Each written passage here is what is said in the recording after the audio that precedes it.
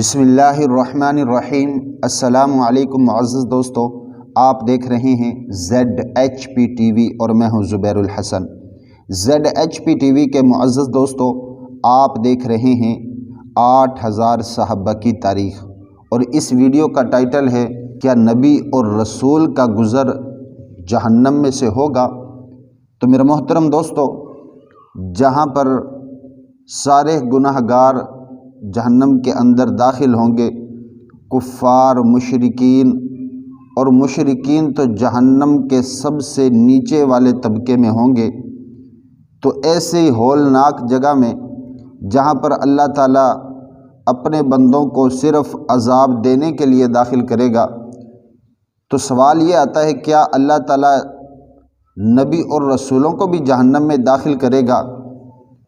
تو میرے محترم دوستو، ایک صحابی ہیں حضرت انس بن معاذ جہنی رضی اللہ تعالی عنہ، یہ فرماتے ہیں کہ آپ صلی اللہ علیہ وسلم نے فرمایا، جو شخص خدا کی راہ میں مسلمانوں کی پاسبانی کرے، یعنی کہ اللہ کے راستے میں جو شخص پہرا دے، صرف اللہ تعالیٰ کو راضی کرنے کے لیے، کسی کے دباؤ میں نہ آئے، تو وہ آگ کی صورت بھی نہ دیکھے گا، مگر صرف قسم کو پورا کرنے کے لیے کہ اللہ تعالیٰ کا فرمان ہے وَإِن مِّنكُمْ إِلَّا وَارِدُهَا۔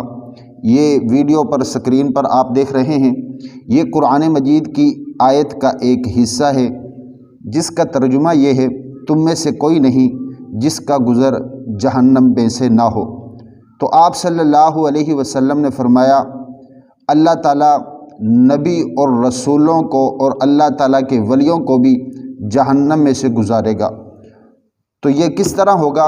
اللہ تعالیٰ جہنم کے اوپر، جہنم کی پشت پر پل صراط کو قائم کرے گا، اور وہاں پر سے جتنے بھی نبی ہیں، حضرت آدم علیہ السلام سے لے کر آپ صلی اللہ علیہ وسلم تک، تمام صحابہ اکرام، تمام اللہ تعالیٰ کے نیک بندے، اولیاء اکرام، بزرگان دین، تمام کا گزر اس پل صراط کے اوپر سے ہوگا۔ تو اللہ تعالیٰ اس طرح نبیوں کو بھی اور رسولوں کو بھی پل صراط سے گزارے گا۔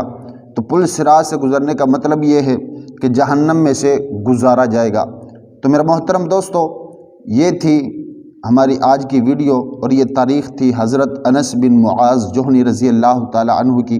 اگر آپ حضرات کو ویڈیو اچھی لگی ہو تو ویڈیو کو لائک کریں، چینل کو سبسکرائب کریں، اپنا بھی خیال رکھیں، اور ہمارا بھی۔ اللہ حافظ۔